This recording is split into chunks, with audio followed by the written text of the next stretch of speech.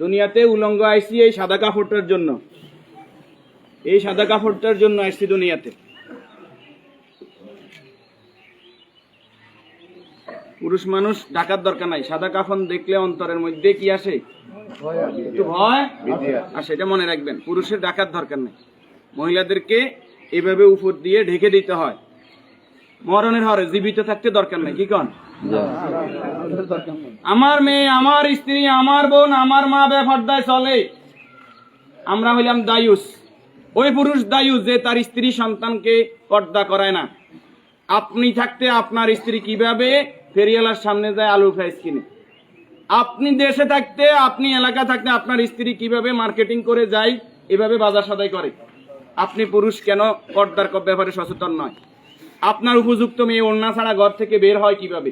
আপনার মেয়ে, আমার মেয়ে কিভাবে পায়জামা টাকনুর উপরে পরে? আমার ছেলে কিভাবে পায়জামা টাকনুর নিচে পরে?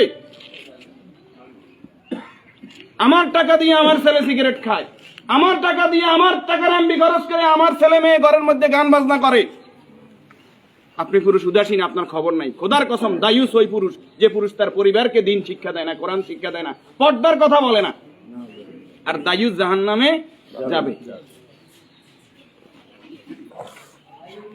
এই দুনিয়াতে আসছে সাদা কাপড়টার জন্য, শুধু এই সাদা কাপড়টা অ্যারেস্ট করার জন্য। কিন্তু এই সাদা কাপড়টাও নিজের টাকায় কিনা হয় না, নিজের টাকায় কিনা হয় না। আত্মীয় স্বজন কেউ না কেউ, আমরা অনেক সময় শুনছি যে 3.5 হাতের মালিক ছাড়া আমি ন।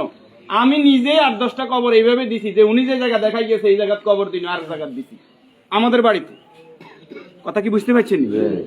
উনি যে জায়গা দেখাই গেছে ওই জায়গায় দিতে পারি নাই বিভিন্ন কারণে। ওই জায়গার মধ্যে হয়তো পুরান কবর পড়ছে, অথবা ওই জায়গার মধ্যে খাদ গর্ত বেশি, পানি হয়ে গেছে।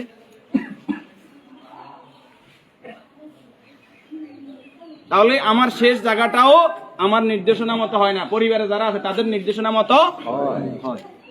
যে রাসূলের শানমর্যাদা এত বেশি, সেই রাসূলের প্রতি দুরূদ ও সালাম সাল্লাল্লাহু আলাইহি ওয়াসাল্লাম।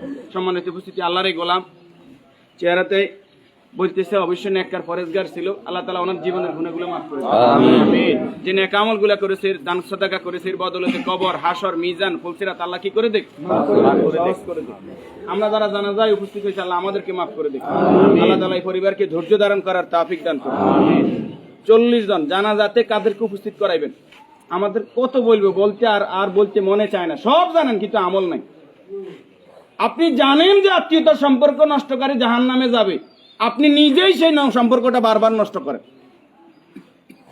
আপনি জানেন যে আগে সালাম দিতে হবে, আপনি সালাম দেন না। আপনি জানেন যে নিজের জন্য যেটা ভালো মনে করি অপরের জন্য সেটা ভালো মনে না করলে আমি ইমানদার নয়। আপনি জানেন প্রতিবেশীর হক নষ্ট করলে ইমানদার নয়। কই নাই, সব শুধু জানি, আমল করি না। আমাদের মাঝ থেকে আমলটা দূরে সরে গেছে।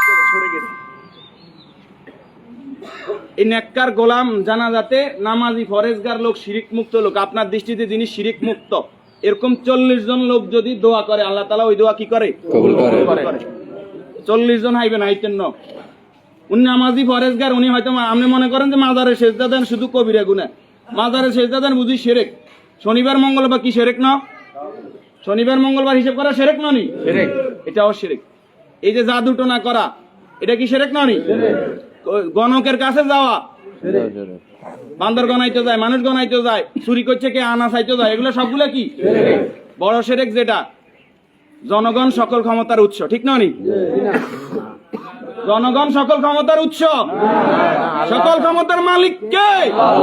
তো যেই দল, যেই সংগঠন, যেই রাজনীতি আমাকে বলে জনগণ সকল ক্ষমতার উৎস, এই রাজনীতি করা কি শিরক না?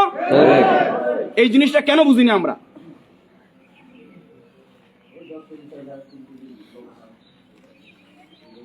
আপনি মুখে বললেন জনগণ সকল ক্ষমতার উৎস, অন্তরে আপনি বলবেন যে হ্যাঁ আল্লাহ সকল ক্ষমতার উৎস, এটা তো আল্লাহ মানে না। মুখে যেটা বলতে হবে অন্তরে এক থাকতে হবে। তাহলে সকল ক্ষমতার মালিক কে? আল্লাহ। আর যারা রাষ্ট্র ক্ষমতায় গিয়ে, একজন মুমিন ইসলামী রাষ্ট্র ব্যবস্থার বাইরে যাওয়ার কোনো সুযোগ নাই।